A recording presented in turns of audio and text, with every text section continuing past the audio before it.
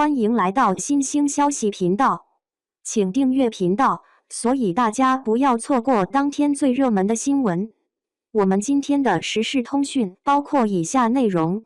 古偶换成大混战，白鹿不累观众累。近期6档古偶剧扎堆发布预告，网友们直呼新一轮换成恋爱又开始了。但预告片中充斥着白鹿、曾舜晞、程毅等古偶剧的老面孔，他们在多个预告中均有亮相，让观众大呼串戏。剧情也存在一定的同质化，有人总结这就是捅人、吐血、轮回3件套，闭上眼睛都知道啥剧情，互捅、互相误会，你爱我吗？从未吐血大喊啊！但古偶剧的换成恋爱仍然一茬接着一茬，演员、粉丝、市场似乎乐见其成。以近期完结的《流水迢迢》为例，该剧男主角任嘉伦近3年来共拍摄了8部偶像剧，占3年作品总量的80%。张晚意、彭小苒、鞠婧祎、刘学义等演员也均有超过60%的近期作品为古偶剧。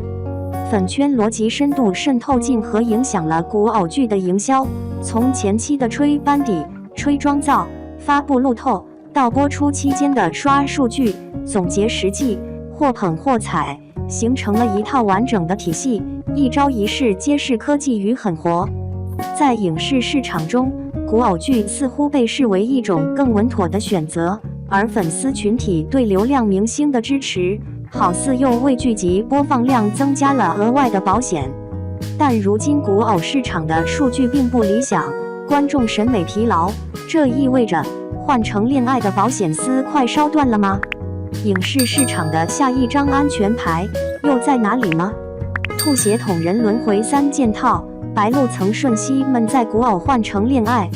9月下旬以来，白月泛星、七夜雪、横门有狐、临江仙、书卷一梦等古偶剧接连发布预告，其中多部剧的主演存在重合。例如白月泛星的主演是白鹿和敖瑞鹏，但同时白鹿也在横门有狐、临江仙中扮演李清月。该剧的另一位主演曾舜晞又在七夜雪里担任主角或展白，与李沁饰演的薛子叶互相救赎。同时李沁与陈哲远携手出演了一笑随歌。此外，白月泛星中饰演妖族大神的敖瑞鹏，又与近期刚刚完播的《流水迢迢》中的女主角李兰迪共同出演了朝雪路。上述现象便是当前古偶剧换成恋爱的缩影，剧集往往因相似的角色形象让观众感到混淆，颇有一种你看清楚，我不是他的穿越感。白月泛星的预告片里，白鹿与一位白发男子有不少交集，而在另一部剧中，曾舜晞的扮相正是满头白发。网友们调侃，这怕不是从上部剧跟过来的吧？好似白鹿前一会正跟敖瑞鹏除妖降魔相爱相杀，后一会又恋上另一位男嘉宾曾舜晞，爱恨纠缠，轮回不休。此外，书卷一梦的刘宇宁与李一桐、仙台有树的邓卫、面无双的刘学义等人，也都是近期古偶大军中的熟面孔。多部剧的预告片发布时间接近，众多老熟人整齐亮相，不由得让观众有串戏之感。娱乐资本论盘点3大平台的热播及待播古偶剧，深刻感受到现阶段的古偶剧从选角、出品方到播出平台，都仿佛一场大型闭环。从下列表格中可见，程毅、李一桐、王楚然等20多位演员均有2部及以上的古偶剧正在热播或待播，卷王张晚意等人甚至有3部上榜。其中爱优腾平台为剧集的主要出品方，华策系、银河酷娱、柠檬影业等也担任了多部作品的出品公司。在古偶剧领域，演员阵容的高重合率往往会导致观众难以产生角色代入感，特别是当角色人设较为相近时，观众很容易出戏。张晚意在《柳州记》中饰演处心积虑的腹黑王爷崔杭州，该角色身居高位，聪慧，情绪不外露，让许多追剧观众表示颇有看长相思的即视感。类似的剧情换个人重新演一遍，又是熟悉的配方，评论和弹幕都暴露出换乘恋爱这一模式下的叙事和表现力困境。同质化问题不仅体现在主演阵容，更在于剧情设置、场景及服化道的布局上。一大早上发生了3起命案，9月底展示的几部新古偶剧预告，均聚焦于主角之间的反目与互相伤害。一位博主的上述评价被广大网友直呼神来之笔。评论区还有人讨论当今古偶的叙事套路，点名创作上的单一性、捅人、误会、转世，然后又捅人、误会、转世，现在基本要超过3世才能解开误会。白月泛星中，受伤的男主抱着女主的肩膀痴情问道：“你可曾对我有过真心？”女主将他击倒在地，一脸漠然地说：“不曾。”然后他毫不迟疑地转身离去，却再也掩饰不住脸上的痛苦。身后是男主角那双饱含哀伤的眼睛。众多网友认为，这一段从剧情设定到拍摄运镜，跟香蜜沉沉烬如霜存在高度相似。后者的女主角捅了男主一剑，然后面对你爱过我吗的问题，决绝地回答：从未。在书卷一梦预告片中，有一幕男主角在火堆旁对女主角公主抱的镜头，也被部分观众看出了星汉灿烂的影子。还有一幕镜头是女主在城墙上跳落，下面的士兵放箭，这场景似乎与东宫似曾相识，都在社交媒体上引发广泛讨论。当前古偶剧的人设和叙事往往陷入一种固定的模式，但观众对于反目成仇、虐恋情深、轮回转世、先婚后爱、追妻火葬场等情节的新鲜感逐渐消退，导致审美疲劳。没有一部想看的，内心平平淡淡，明明前2年还很爱来来回回主角就那么20几号人，还营业真人 CP。市场反馈也证明，古偶剧冷却，换乘恋爱已不被买账。流水迢迢的播出数据表明，即使有流量演员任嘉伦和李兰迪的加盟，也未能显著提升该剧的市场表现。该剧开播首日的云和市占率仅为2.2%，站内热度也仅刚过2万。此外，即使在播出5天后，其均播放量也未能突破500万大关，这与2位主演的过往爆款作品相比较，显得不尽人意。既然如此，为什么这一模式仍如此经久不衰呢？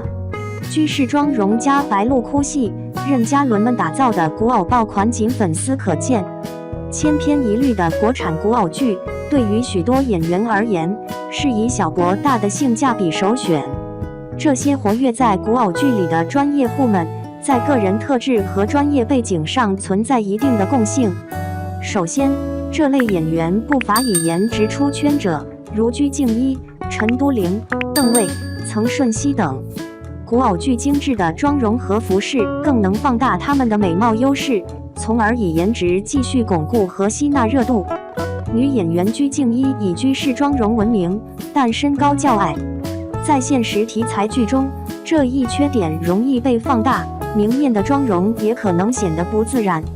而在古偶剧中，她的身高劣势可以被较好的掩盖，妆容也有更多定制化打造空间。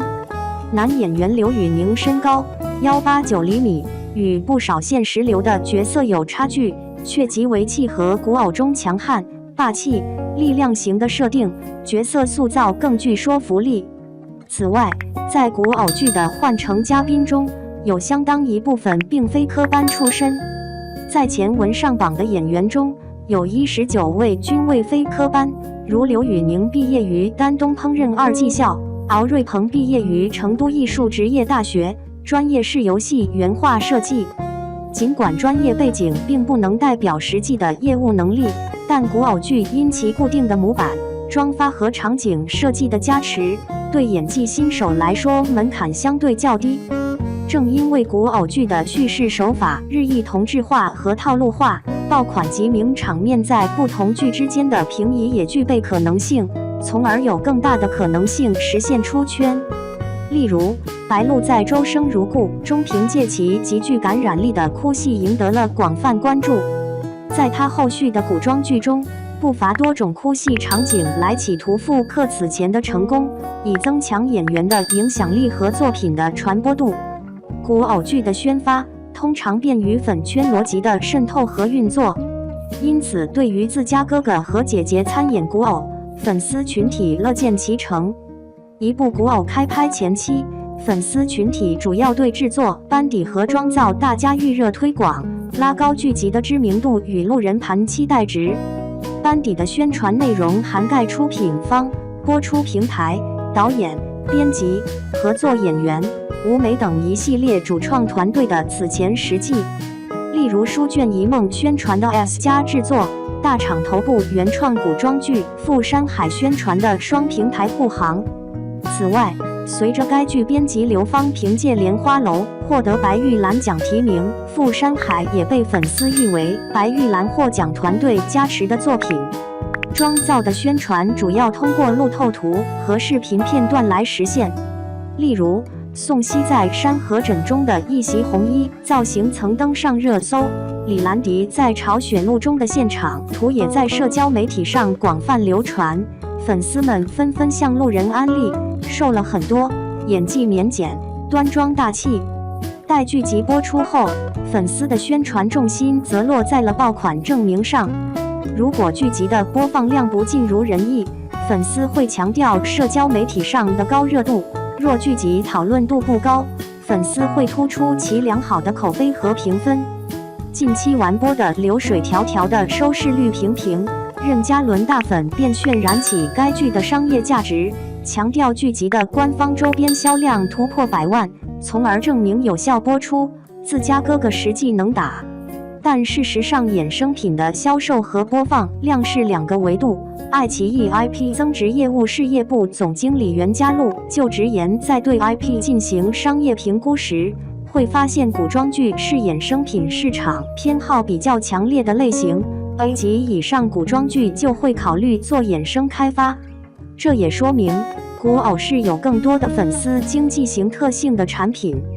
河豚君统计了2023年部分影视剧 IP 衍生周边的销售额，其中《长月烬明》和《莲花楼》的衍生销售额高达3200万和2500万，《玉骨遥》和《长相思》第一季的销售额则分别有近950万和近750万的成绩。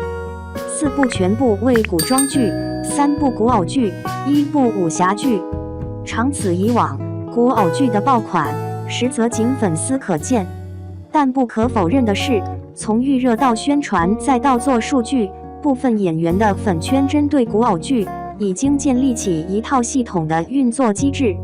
这套机制不仅有助于出品方追踪宣传效果，还能为市场提供对剧集表现的预期和上下限的评估。诸多因素综合起来，拥有此类粉圈生态的古偶演员，在影视寒冬的今天，成为许多出品方眼中的安全牌。2024年仍是古偶剧大年，据统计有74部大制作要在荧屏上映。可以说，今天古偶市场上演的换乘恋爱，是演员、粉丝、市场共同的选择结果。但这张安全牌，如今还安全吗？古偶剧无人认领，影视行业的下一张饼是现实流吗？市场风向的转变，首先体现在古装剧的自我定位上。当前，很少有主创愿意将作品归类为古偶剧。有一段时间，偶像剧曾遭遇业内杯刺5连击。制片人杨晓培说，古偶是他的至暗时刻。刘宇宁在直播中跟粉丝保证，如果今后有任何制片人、导演或公司找我拍戏，他只要跟我提了古偶俩字，我都不参与。张黎称偶像剧演员有不好的习惯，杨幂绝口不提之前的古偶作品，经纪人口中也表示这是演员案底。古装剧的主创团队们正致力于深化和扩展剧集的内在价值。例如杨紫在谈及《长相思》时明确表示，该剧并非偶像剧，我看剧本的时候觉得很现实。刘诗诗则将《一念关山》定位为一部传奇色彩浓厚的古装群像剧。梦华录导演杨洋在采访中否认该剧属于古偶范畴，直言在我的创作概念里没有偶像这2个字。这侧面也反映出行业从业者积极求变的态度，他们不仅考虑作品的流量和热度，更越来越多地注重作品的深度、艺术表达的丰富性以及与现实生活的关联性。部分拥有更多选择权的古偶专业户们开始逐渐退出换乘，呈现出多元化转型的趋势。在白鹿的待播剧目中，现实主义力作《北上》尤为亮眼。该剧讲述了运河文化滋养下少年们成长为社会中坚力量的故事。诚意也在不断探索演艺边界，近期在民国谍战剧深潜与现实政法剧底线中的尝试，展现了其跨越不同类型角色、驾驭复杂情感的深厚演技功底。此外，当前现实主义题材在国内剧集市场中异军突起，与古偶市场的降温形成鲜明对照。这背后反映的是观众日益增长的对于深度内容的观影需求。凡人歌以其对中年人群生活困境的深刻剖析，赢得了广泛热议。改编自张桂梅故事的《山花烂漫时》在黄金时段的收视率高达2.890%，豆瓣评分高达9.3。现实主义题材反映时代变迁中的个体命运，将普通人的生活困境与内心挣扎真实呈现，能体现深刻的人文关怀和对人性深度的挖掘。古偶等人工糖精虽有一定的抚慰心灵的作用，但现实主义题材更能引发强烈共鸣和对现实的追问与反思。古偶剧市场泡沫的泡沫，深植于长期形成的观众偏好与市场需求之中，难以在短时间内迅速消退。影视市场在内容转型上的艰难，源于市场需求与创作供给之间的错配与调整。对于大型平台和出品方来说，构建新的内容生态系统需要一个相对漫长的时间周期。不过，小体量的行业从业者仍具有转型突围的可能。山花烂漫时取得了口碑与热度的双丰收，其导演费振翔此前曾执导过古偶剧《星汉灿烂》。不仅如此，2部剧集的演员阵容有显著的重叠，被网友们称为梦幻联动。星汉大家庭来山花搞团建，星汉灿烂重生之我在华平搞教育。据统计，超过10位演员同时参与2部剧集，而观众纷纷表示并未察觉到他们之前演出古偶的角色，这显示了整个制作团队在转型上的成功。古偶剧的换乘恋爱虽曾风靡一时，但市场的风向标已悄然转变。对于勇于尝试、敢于突破的从业者而言，这既是挑战也是机遇。另外，河豚君也希望古偶圈能涌现出更多的跨界导演，他们能带着拍现实主义或其他题材的经验，将古偶圈和其他题材进行交融。就像梦华录的导演杨洋，实际上以拍现代生活戏出名。王家卫在《繁华》中拍宝总与汪小姐时，也是充满浪漫偶像感。在彼此交融、互相学习下，行业能最终引领市场大盘向深度、高质量的方向转型。